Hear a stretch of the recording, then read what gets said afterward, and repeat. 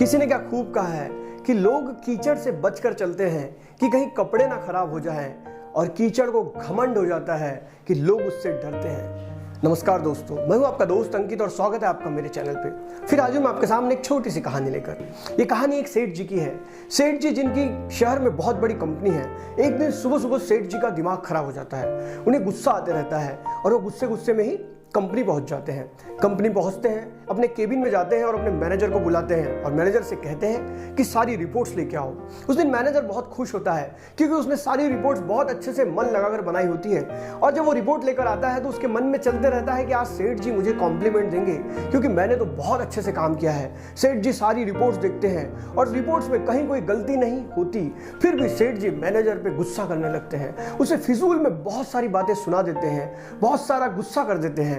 इस बात को सुनकर मैनेजर का भी दिमाग खराब हो जाता है, लेकिन वो सेठ जी की इज्जत करता है इसलिए कुछ कह नहीं पाता। केबिन से बाहर निकलता है लेकिन उसके दिमाग में तो गुस्सा भरा होता है। वो अपने सारे एम्प्लॉयज को बुलाता है और सारे एम्प्लॉयज को डांटने लगता है। और जो एम्प्लॉय सबसे वीक परफॉर्मर होता है, जो सबसे वीक काम करता है, जिसकी प्रोग्रेस सबसे कम होती है, उसे बहुत डांटता है और उससे कहता है कि आज तुम सबसे लास्ट में अपने घर जाओगे और दिन भर काम करोगे।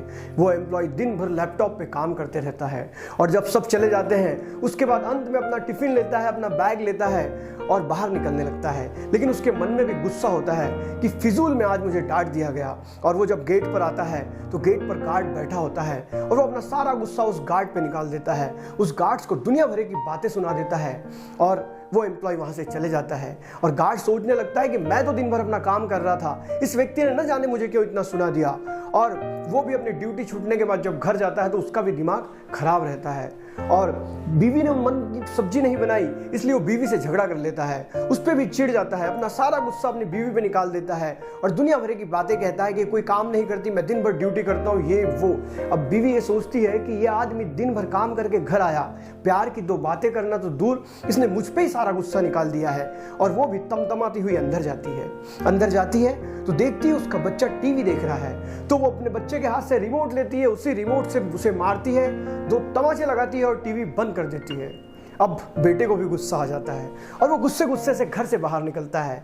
वो घर के बाहर जाता है तो देखता है कि एक कुत्ता खेल रहा है और वो अपना सारा गुस्सा उस कुत्ते पे निकालता है, पत्थर उठाता है और कुत्ते को मार देता है। कुत्ता दौड़ता हुआ दूसरे गली में चला जाता है और दूसरे गली में जाने के बाद वहाँ एक व्यक्ति भोजन करने के बाद रास्ते पे टहलते रहता है, उसे काट लेता है। और सेठ जी रहते हैं, वही सेठ जी जिन्होंने सुबह अपने मैनेजर पे गुस्सा किया था, मैनेजर ने एम्प्लॉय पे गुस्सा किया था, एम्प्लॉय ने गार्ड पे गुस्सा किया था और गार्ड ने अपनी बीवी से झगड़ा किया था और बीवी ने अपने बच्चे को डांटा था और उस बच्चे ने गुस्से में कुत्ते को मारा था और उस कुत्ते ने उस सेठ जी को मारा था। और सेठ जी जिंदगी भर ये सोचते रहे कि आखिर उस कुत्ते ने मुझे काटा क्यों। दोस्तों, छोटी सी कहानी, लेकिन एक कहानी हमें बताती है साइकिल ऑफ कर्मा। जी हाँ दोस्तों, हमारे द्वारा किए गए कर्मों का फल हमें कभी ना कभी किसी ना किसी रूप में जरूर मिलता है। जिस प्रकार एक छोटा बछड़ा हजारों गाय में अपनी माँ गाय को जरूर ढूंढ लेता है, उसी प्रकार आपके द्वारा किए गए कर्म आपको जरूर ढूंढ लेते हैं। इसलिए जब भी कोई कार्य करते हैं, कोई भी काम करते हैं, तो इस बात को अपने दिमाग में रखिए कि इन कर्मों का फल आपको आज नहीं तो कल जरूर मिलेगा। इसलिए अपने कर्मों को इतना सुंदर बनाइए कि आपका जीवन सुंदर बन जाए, क्योंकि आप जो करेंगे वही आपको मिलने वाला है। अगर आप गलत कार्य करेंगे तो आपको उस गलत कार्य का फल कभी ना कभी जरूर मिलेगा। अगर आप अच्छे कार्य करेंगे तो आपको उस अच्छे कार्य का भी फल कभी ना कभी जरूर मिलेगा। इसलिए कर्मा की साइकिल को हमेशा ध्यान में रखिए, क्योंकि आपके द्वारा किए गए कर्म आपको ही रिटर्न मिलने वाले हैं। दोस्तों, इसी प्रकार मैं रोज एक नई कहानी के साथ आता हूं। तब तक के लिए अलविदा, जय हिंद, वंदे मातरम।